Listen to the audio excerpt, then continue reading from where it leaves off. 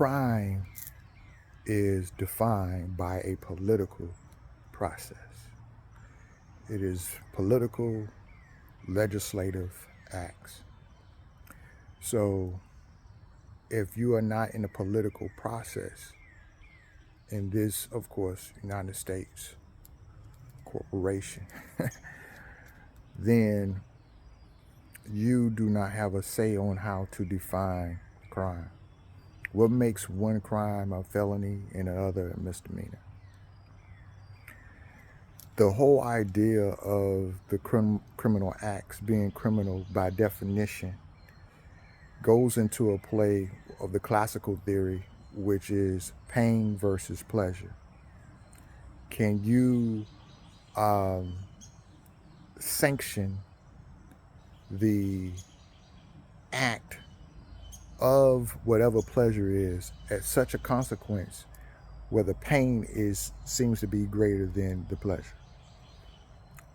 That's one of the classical theories. The other one of the classical theories, I believe, is called positivism, which says that people are just innately criminals. No matter how much you sanction or make a deterrence of a behavior, that's not going to stop them. They're still going to do the act anyway. And so you have these two kind of central ideas. There's things that have progressed past that of how you deal with so-called crime. Now, kind of the base of those ideologies versus, this pain versus pleasure balance is when you have a third phenomenon of racism, economic racism, resources and wealth, how you distribute wealth and resources, things that people essentially need universally: eat, how they eat, shelter, health, raise a family, so forth. These are desires that are innately, some would consider those as pleasures, right? But in a sense, they're divine rights that every man should have. But when you have a third element in there where people cannot access those given divine things, therefore you may have a behavior or logical path to get those things that go against those who hold those resources.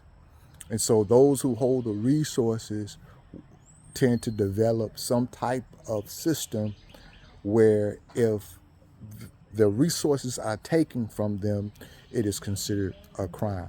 If the resources are unbalanced, right, they politically and legislatively create acts to balance it out by making it a crime for someone to saturate the market and reverse the market and move the market to a different market.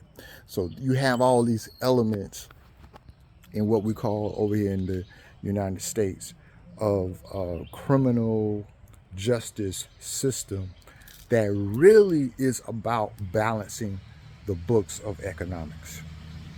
Really about balancing the book of economics. So one way, certainly, to crack that up and break it all up is that the people that are most affected have to be part of the political litigation, legislation of the system, right?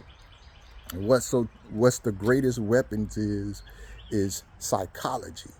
So how you're taught, how you view the world, how you're taught to view the world. And so you have 4 sanctions that govern this criminal justice type system. You have a physical sanction, meaning that these are the causes. So like if the physical sanction is, if I do this, physically towards you, I might get shot or killed, right? So that's a sanction in your psychology that governs you. The other is a moral sanction. A moral sanction is uh, a community base or a group base or a cultural base. If I do this, how would my family look upon me? How would the community look upon me? How would my friends and so forth? So a social control type sanction. The other is what I said. Okay, we got physical, moral. The other is religious sanction. God is going to get me. I'm going to hell or sin.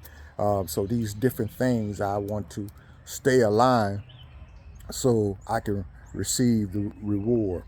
I'm missing one. So we got physical, moral, religious. Um, what is the fourth one? Oh man, it's slipping my mind here. I'm going to pause it. Hold on. Oh yeah, political, which I already spoke about. Political is the other one. Political sanctions is where, of course, in the political process, you're a group or a group of folks, networks come together, and they politically, legislatively, through government, sanction what is anti-behavioral, what is anti-social norms. So you have those are your four main ways where people sanction criminal behavior. So all those areas are areas that are really about controlling how people think as well. All those areas. So we have to begin to think. Noble Drew Ali, Prophet Noble Drew Ali, honest to him, said, if I can get you to think, I can get you to save yourself, right? So these are the process. So the most dangerous man and dangerous woman is the man and woman who can get you to think and rethink these systems that have your mind enslaved and chained down and locked down. So this is just a little something, things that I'm learning in my master's class with FSU. I'm pursuing my criminal justice criminology master's degree, and I want to share with the family. Let's move forward. Let's start thinking. Let's reanalyze the things that we're doing, navigate, and let's make things better for ourselves, our family, our community, and the world and humanity as a whole. Peace and love, S. Marshall. See y'all in the wind.